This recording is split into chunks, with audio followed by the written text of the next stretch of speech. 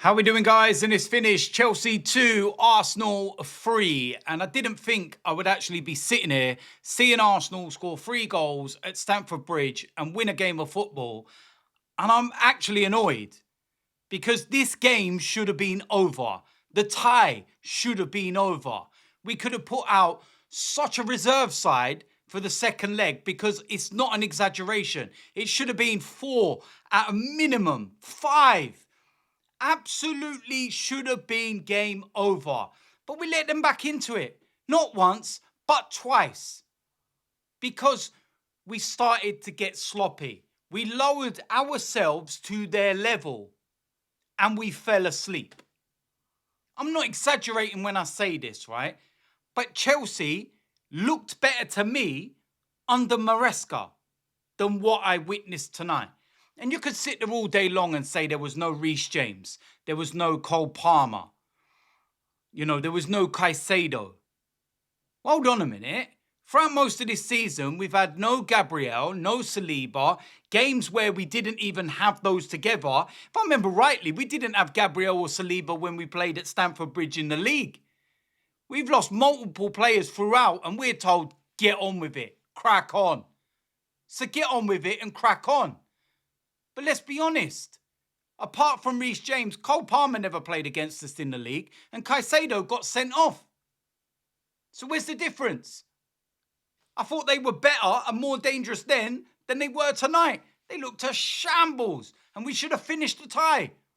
Done and dusted. Should have been over. But we got complacent. The Mikel Moreno chance. Straight from that corner. Gabriel, normally so reliable. He gets his header and he heads it so far down, it actually bounces over the bar. I'm like, really? And then we let Garnacho score. One of the worst players I've ever seen. How are we letting him score? Honestly, that's frustrated the life out of me, that. And I've said it. It's weird sitting here, winning a game of football, scoring 3 goals at Stamford Bridge, but yet you're moaning. Yeah, I am moaning. Because we're not ruthless enough. We should have ended that game, the tie, beyond all recognition. And it's not an exaggeration. Should have been over. I even thought we got a penalty in the last few seconds. But Jesus, you can't watch across the line.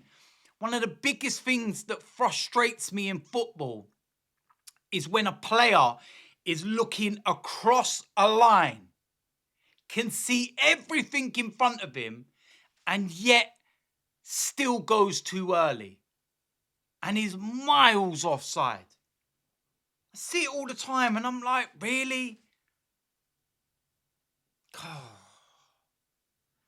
So what does it do for the tie in general?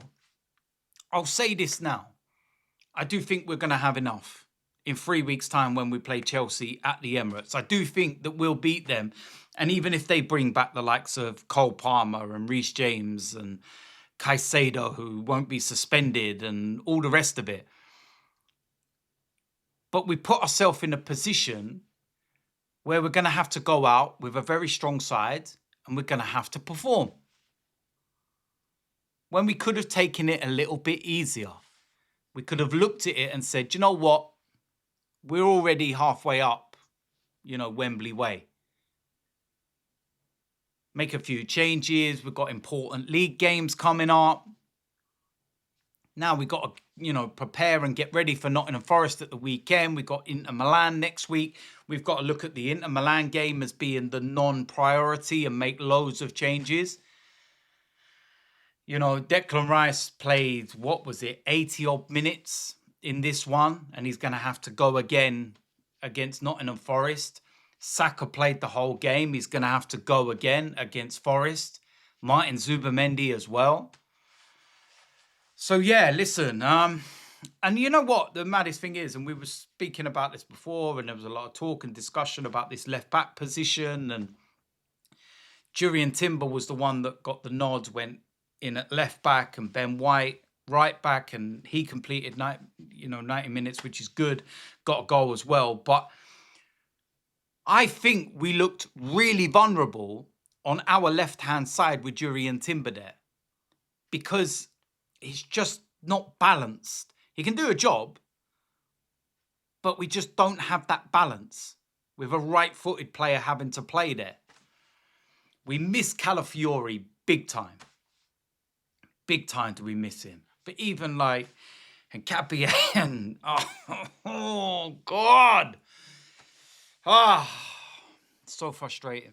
So frustrating. But, you know, like I said, in that second half, it's game over. I should have finished it. And listen, I'll give praise. Victor Gyökeres, the second half performance was excellent. That tap-in might be just what he needed. And that's no exaggeration. Sometimes a striker needs something. You know, a scrappy goal, a tap-in, whatever it is, just to get him going again and to breed confidence. And he scores that. And then after, he instantly looked more confident. He gets the assist for Zubamendi's goal, which I thought was a fantastic goal. And then his overall play and his movement and his touch, and it was all coming together. So if we can see more of that, most definitely.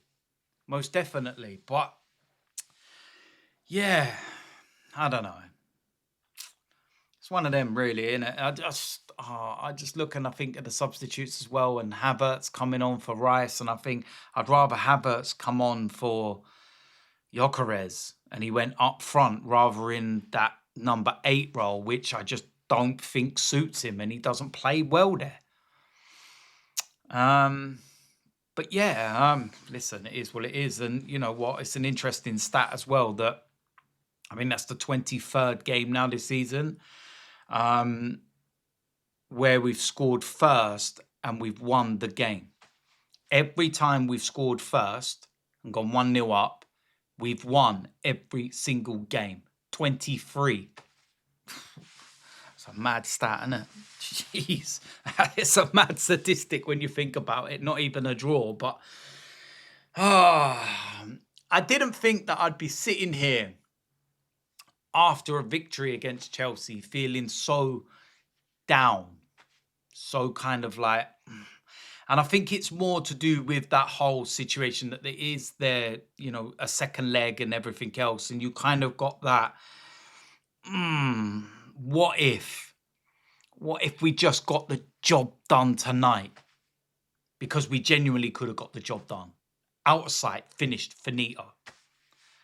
And, you know, Liam Rosenior, he would have looked at the second leg if that was 4-5-1, and he would have probably gone, well, I'm not going to risk the likes of Reece James and all the rest of them because the tie is gone. You can't physically, you know, come out and say that it's gone. You're going to fight for it and try and all the rest of it. But really, in your heart of hearts, you know it's done. So, yeah, we're going to have to be up for it. Obviously, they're going to be bringing a lot of fans to the Emirates, 9,000 or something, because we've got a big stadium, so they get a bigger allocation, where their stadiums are tiny little shithole. And, yeah, we can't take that many. But it is what it is at the end of the day. So, yeah, listen, that's it. We win. We rest and we go again at the weekend, and Nottingham Forest, and we're going to have to go again and get the 3 points, and we'll know what's happening before we kick off our game, obviously, because Man City are playing in the early kickoff in the Manchester Derby and everything else. So, yeah, let's focus on the weekend now. This one's done. It's another win. That's 2 out of 4 away from home, you know, completed. 2 wins out of 2. And we move on to the third one. So there we go. You know what to do if you haven't already. Like, subscribe, comment, and I will see you lot very soon. I'm out of here.